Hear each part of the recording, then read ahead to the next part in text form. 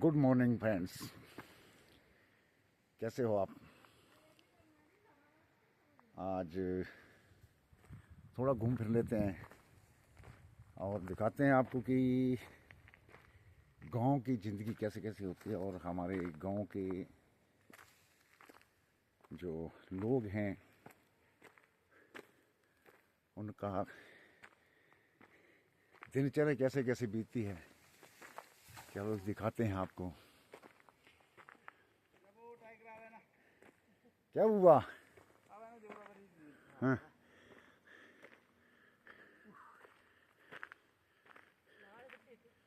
ये ढाई बेवरी थे रा और बात ताऊ के बाद भी मान तो है ना पानी ले जा करे वो फेंक के मैं ले हाड़ यूज कर। अच्छा, ये बड़के बनाओ रे ये और बड़का श्री अबे ना वो जोगिंद्रा अबे हाँ अबे वही हटियां अबे बुझ गए हैं, हैं बुझ गई ना बे ना। अबे वही हटियां रा अबे समझे डोल लगे रही है कम है ना। कब तक बनाना लगी तो जोर बढ़ाओ करना। हाँ जोर भी पूछेगा ना, जोर रखे आए थे बढ़ाओ करना ले जोर पूछे रे अब तो सियाण से ब्याह ना थोड़ा हैं सियाण से ब्याह ना वे। यार समय आवे ना इना तक नहीं हाँ सही बड्डे खड़े थे ये ना प्रीमियम मंदिर मेरा हाँ। ये पई हुरी दी मान और चो सुन दिखना रही है अच्छा ये सो रेड़ो में ही हाँ वो देव आदे ये मैं लू करके ये आलू लू लू ते जी नाली भी खेल ली अच्छा वैसे एक चीज है भाई यहाँ बन जाता हूँ थोड़ी जा रहा है पकड़ बड़ी बुझ गया ना किन्ने बजे बूटे बाटे लगी था इसी वजह तेरा थोड़ी पकड़ जेड़े सो ठीक बुझ गए। आप जोर कनो करना रो जी इधर आवे जोड़ तब ढोके गया ना है ना हाँ ये बाई बुई खिजी गई ये नाल दरी तब सियाण से भी है ना वे थोड़ा फाटा रहा हाँ वैसे दराट तेरे हथ तो मैंने गंदा ना हां है आता हाँ सियाणा बुझ गो वे करना रा ये अपने बड़का जी न ते अपने बड़का जी धैड़ा भरी लगी रहंदा है बस डाटू पकड़ू हाथ है ये हाँ ते पूरा धैड़ा मस्ती सौगे ते मतलब काम ना लंबरदार ही सौगे क्या करना है लाइफ आई दी घरारे वो ये काम है। अब ये पशु हैं और इनकी भी देखभाल करनी पड़ती है, इनके लिए ये चारा है। मतलब हमारे जो गांव की ज़िंदगी है वो सब मेहनती लोग होते हैं और उनका दिनचर्या है जो वो काम से ही चलता काम। हमारी गांव की जिंदगी टफ है टफ ज़िंदगी है जिसको बोलते हैं टफ लाइफ। बोलने के लिए तो बहुत कुछ है कि लेकिन पहाड़ों में रहना ही एक सबसे अच्छी बात इसलिए है कि एक तो ताज़ी हवा मिलती है, दूसरा शरीर फिट रहता है क्योंकि फिजिकली जो यहाँ के लोग होते हैं हमारे गांव के वो फिजिकली भी फिट होते हैं और मेंटली भी फिट होते हैं क्योंकि उन्हें दूसरी चीज़ों को सोचने का टाइम नहीं होता। वो अपने काम पे व्यस्तता रहते हैं, वो व्यस्त बिल्कुल। तो यही कारण है कि गांव के लोग जो है वो तंदुरुस्त होते हैं। खाना तो दीजिए हो पचेगा ना है ना हाँ ये खाना तो खाना हो खाना पचेगा ना, मतलब खाना जो है वो बिल्कुल तरीके से डाइजेस्ट होता है। अबे ना हाँ अब ना बे वो खिजी गन देंगे पानी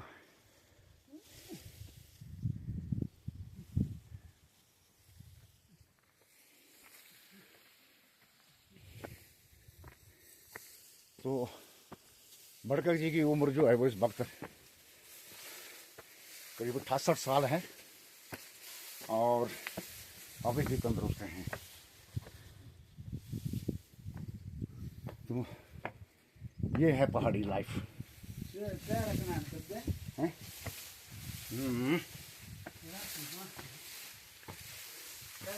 और ये हैं हमारे गांव के ये पुराने मकान जो मिट्टी से बने होते हैं और ऊपर से लेट होती है इनमें। बस ये नाम के ही मकान रह गए। लेकिन हम यहाँ के पहाड़ी लोग अपने पशु को रखते हैं और दिनचर्या यहीं पे डिपेंड होती है। ये लाइफ है हमारी, जो गांव की लाइफ होती है, बहुत ही सुंदर और बड़े सीधे साधे से लोग होते हैं यहाँ के और बहुत ही अच्छे लोग होते हैं। ये हमारे गाय कितनी सुंदर है और ये जो पशुशाला देखते हैं आप, ये सभी पशुशाला है। तो यहाँ लोग बहुत ही मेहनत लोग हैं और दूध पीते हैं, घी अपना है, मतलब ऑर्गेनिक सब कुछ होगा, ऑर्गेनिक करते तैयार ये। तो यहाँ के गांव के लोग जो हैं वो उनकी दिनचर्या सब इस प्रकार से है। ये गाय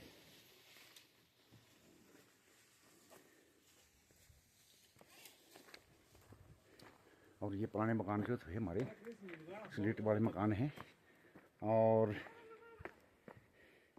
ये भी पशुशाला है। तो ये पुराने मकान है। अब ये नए जो मकान निकाल दिए इन्होंने, कुछ इस तरफ हैं। तो और यहाँ ये हमारी छोटी मोटी खेती है।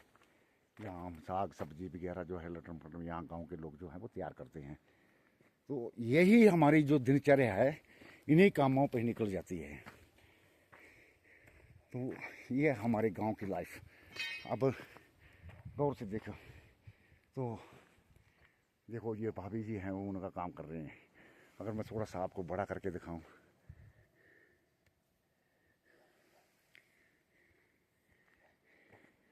तो ये हमारे जो हमारी आलू वगैरह लगाए हुए इधर। तो बस दिनचर्या इसी कामों पे हमारी जो है मुड़। यहाँ का वातावरण बहुत ही सुंदर होता है और ये यहाँ का दृश्य जो है वो बहुत ही खूबसूरत होता है। बस वातावरण जो है यहाँ का बहुत ही खूबसूरत होता है। बस थोड़ी सी क्या है कि इस बार थोड़ा बरसात ज़्यादा हुई और अब बारिश नहीं हो रही है। अभी दिसंबर महीना चल रहा है तो अभी बारिश का नामो निशान नहीं है। तो बर्फ़ जो हमारे यहाँ बर्फ़ गिरती थी ना, वो बर्फ़ गिरी और ये पूरा सूखा पड़ा है। अब यहाँ देखे तो पूरा पतझड़ जैसा लग रहा है। तो